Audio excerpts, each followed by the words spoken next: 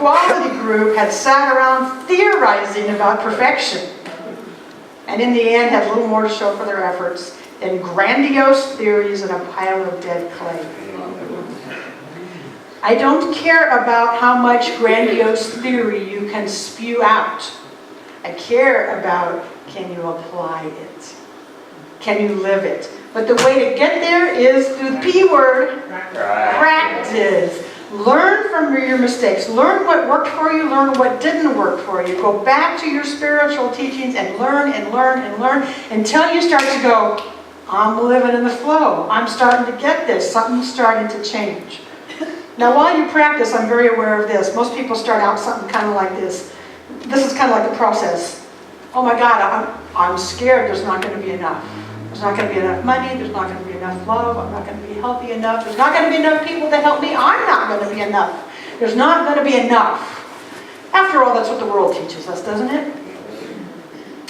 Then we come and we hear something like this, and you hear this crazy lady and many other crazy people like me saying stuff like, hey, you know, if you practice this idea of giving and receiving, something might start to shift. And you go, well, it makes sense, so maybe I'll try just a little.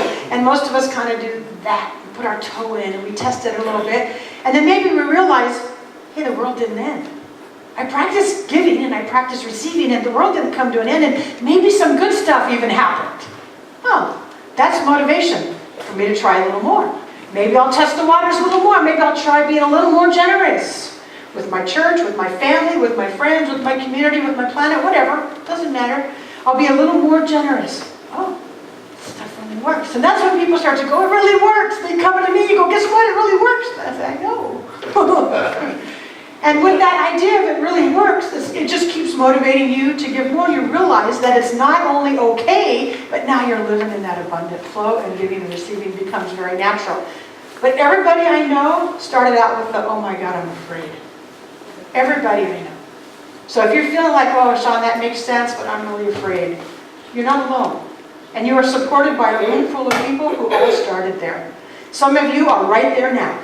Some of you have transformed it, and you're in the place of giving and receiving, and you're in the flow. And all of those energies are in this room.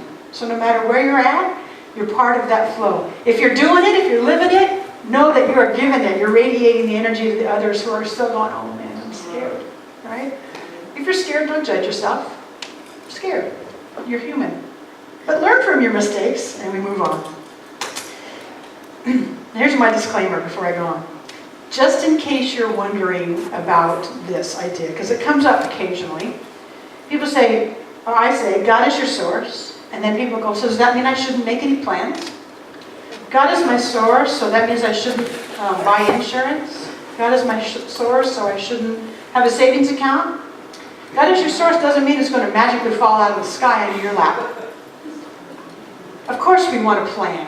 Of course we want to have the best jobs we can get. Of course we want to plan for retirement. Of course we want to buy appropriate insurance. Of course it's wise to have a savings account. Of course it's important to pay attention to your relationships. Not just assuming the love will always be there, but to give attention. Of course it's important to plan for your physical health. Of course, of course, of course. This is not an either-or situation. It's not either or. It's not God or plan. It's both and. It's both and. And this is how I see it. Plan and trust. Plan and trust. Plan and trust. They go together. So while I'm making my plans, I'm doing so with a conscious awareness of God as my source. Do you feel that shift? It's not that, if you're making your plan that somehow says you're not trusting God, but let that indwelling presence guide us and move us towards what are the appropriate plans. There's no fear in that.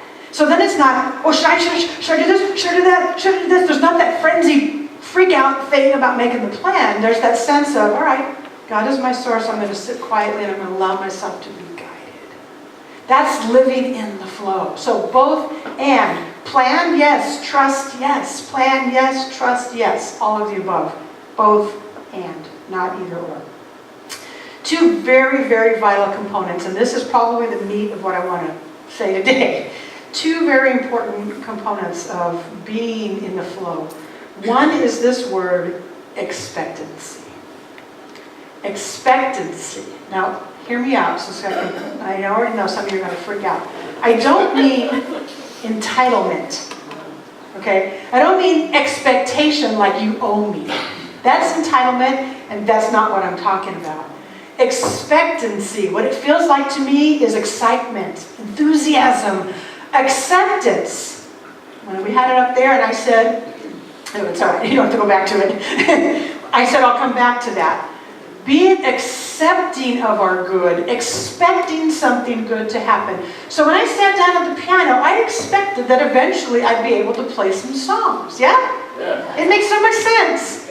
So when we sit down and we pray and we shift our awareness about abundance and prosperity and all the good that we can have, we must have an expectancy that something's going to change, or why bother? But you got to check yourself out real deep inside, because some people will go, yeah, I expect good. But when you look down inside, there's something that says, oh no, don't expect too much or you'll get disappointed. How many of you, well, you don't have to put your hands up. Did some of you hear that when you were a kid? Don't get your hopes up too high because you might get disappointed. If you don't get your hopes up too high, you will get very little. It just works that way. If you have any of that old baggage hanging out that says, I don't want to get my hopes up because I might be disappointed, I invite you to flush it down the toilet.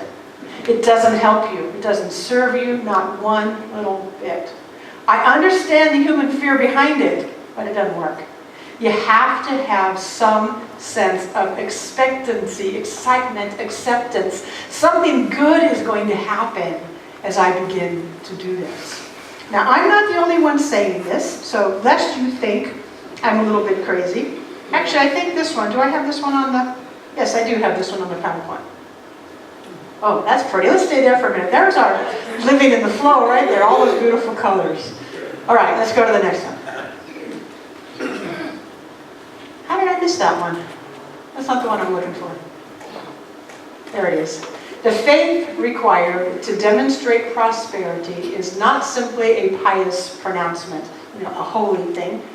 Faith is expectancy. You do not receive what you want. You do not receive what you pray for, not even what you say you have faith in. You ready? You will always receive what you actually expect. Okay, we're going to just leave that there, and I want you to read it to yourself a couple times. It's in this book. You do not receive what you want. You do not receive what you pray for unless you expect it. Okay, I can kind of jump down to there. Not even what you say you have faith in, you will always receive what you actually expect. So when you pray, make sure you have expectancy when you pray. That's a huge shift from maybe God will do this for me to I have expectancy that when I sit down to pray, something is going to shift. And you know what's going to shift? You. What's shifting is you. It's not about getting the outside world to line up with us. It's about us lining up with the truth that's already there. So when we sit down to pray, it's us who is going to shift. It's us who is going to change our behaviors, our habits, our practices, but we have to have expectancy when we pray.